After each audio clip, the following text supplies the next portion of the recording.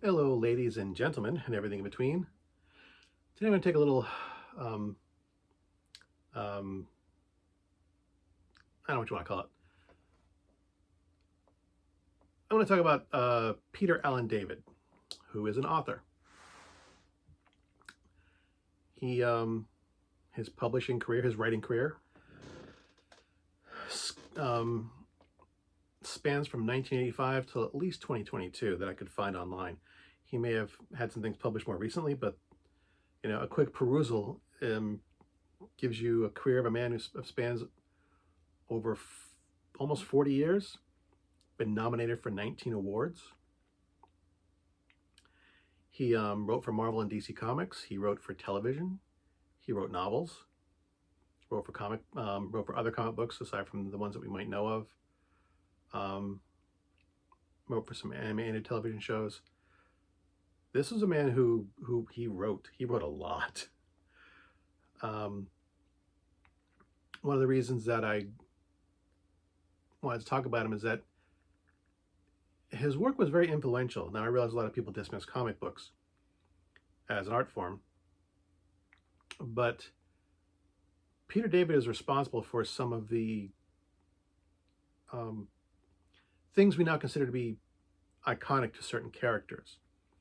One of his first successes was with writing The Incredible Hulk. And it was Peter David who wrote that Banner's alter ego, the Hulk, being born of rage is a result of Banner being physically abused as a child, his father being abusive. That was Peter David's writing and his idea. That's something that we now consider canon, something that is just a part of Bruce Banner's character, that he was reared in an abusive household, and that the Hulk is like his as a split personality as a result of that. The other thing that he's responsible for is Aquaman. When he's transitioned from writing Hulk to writing Aquaman, when I was a kid, Aquaman was his only powers was to swim and talk to fish. But now he's like this grizzled, bearded, badass warrior. That again was Peter David. He turned Aquaman from a silly character to someone who could be taken seriously. And that's the norm for the character now. That's the character that Jason Momoa plays in the DC films. So is Aquaman. Is this tough, badass, ocean warrior. That was Peter David. He also wrote for Star Trek. He wrote some of the TV series. He also wrote novels for Star Trek. One of the most celebrated novels is called Imzadi, a story involving Commander Riker and Counselor Troy. Peter David wrote that. He wrote for Young Justice, both the comic book and the TV series. He wrote for Supergirl. He wrote for X Factor. He wrote for Wolverine. Sorry, getting mixed up. He wrote a lot. Some of the Star Trek novelizations that he wrote, he was given leave. I'm not sure if it was comic books or novelizations, but he was given his own Star Trek series to write. He wasn't writing about the Enterprise or Enterprise Next Generation or Deep Space Nine. He was given his own starship to helm and to write about, which is now considered Star Trek canon. He wrote for years. I was looking at his bibliography, his comics, his novels, what he wrote for television. He wrote 2 episodes of Babylon 5, which is unusual because J. Michael Straczynski, who created Babylon 5, wrote over 80% of the episodes. It was very rare for him to let someone else write an episode, and even more rare to let someone write an episode twice, especially after the first season. And he wrote for 2 episodes in season 2, both of which I've seen and are decent shows, decent episodes. He also wrote for the Babylon 5 spin-off series Crusade, one of, again, very few writers who J. Michael Straczynski allowed to do that. He co-authored James Doohan's autobiography. James Doohan played the original Scotty in the original Star Trek TV series. I realize his writing is mostly nerd related, You know, if you're not into comics or Star Trek or Babylon 5 or things like that, you might not care about Peter David and his writing. But within that nerd universe, his writing was very important and very influential about how we view things, how you know how things that he wrote became important to the universes in which he wrote. You know, the Babylon 5 series episodes that he wrote, the Star Trek episodes and comic books and novels that he wrote. He wrote the movie novelizations for the MCU movie Iron Man. You know, when they sometimes will take like a movie and write a novel about the novel, they will turn the movie into a novel. He wrote the novelizations for Iron Man 1 and 2, for Captain America the First Avenger, for Captain America Winter Soldier, and for Black Widow.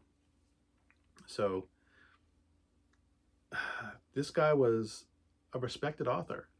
You know, people knew they could hand him a piece of work and he would get it done. And there are a lot of authors out there who are very prolific. One of my favorite authors, Ellen Dean Foster, is just as prolific as Peter David is, and for similar reasons. But you know, I think because he wrote so many comics and for animated shows that he doesn't get the credit. Peter David doesn't get the credit he deserves. You know, people do tend to dismiss these things as less important entertainment, less important art. Definitely, comic books and animation are considered children's entertainment, no matter how well it's written. Which has always disappointed me. You know, just because something is shouldn't judge things by the medium, should judge it by the quality of the work. And you know, Peter David put in the work. He really, really did. He and what was astonishing, maybe not astonishing, but that I wouldn't consider his work great. It's not Shakespeare. It's not, I wouldn't necessarily call it, you know, the highest form of art you can get in comic books and cartoons and things like that, you know, in science fiction. But his work was consistently good. He had his things that he wrote which kind of bombed, but they were rare. They were the exception, not the rule. His work was consistently very, very solid. You know, like I said, he's not gonna, you know, shake the world with his writing, but it's always been decent. And you know, that's impressive in and of itself. The fact that someone could helm so many projects and consistently churn out well-written scripts and stories is impressive. This man just wrote his life away. Just you know, wrote and wrote and wrote and wrote and wrote nonstop, and consistently put out good work. And I think it deserves to be appreciated. And the other reason I wanted to mention this is because a few weeks ago he passed away after a long, not sure how long, because he was still publishing work in the early 2020s. He did have, you know, he had a battle with some health issues, and you know, we've recently had some celebrity deaths. George Wendt, who played Norm on Cheers, who as an actor I loved, and his performances on that show I loved. Loretta Swit, who played Hot Lips Houlihan in MASH. I adored her character. Once I got to know her better, once she became the well-written, well-rounded character that she deserved to be. You know, we have all these celebrities who are in front of the camera, who are visible, who are getting public recognition for their work after they've passed, now that they've passed.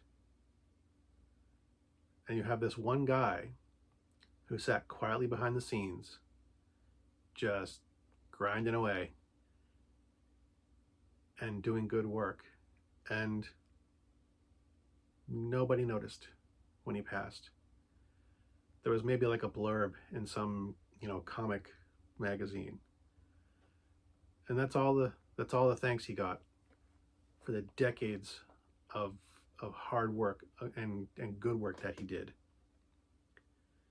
I know there are YouTubers out there who have done a better job talking about his life and his career and his works than I have.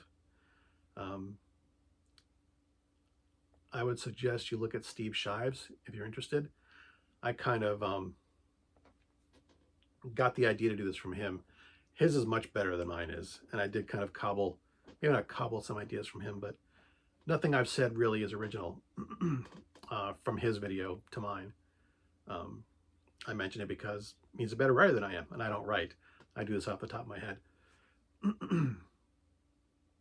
But, if you've watched my channel at all, you know that I do like to point at things that people aren't usually looking at. I like to raise awareness of obscure novels and bands and movies and things like that don't hit the mainstream. And Peter David's passing has been ignored by the mainstream.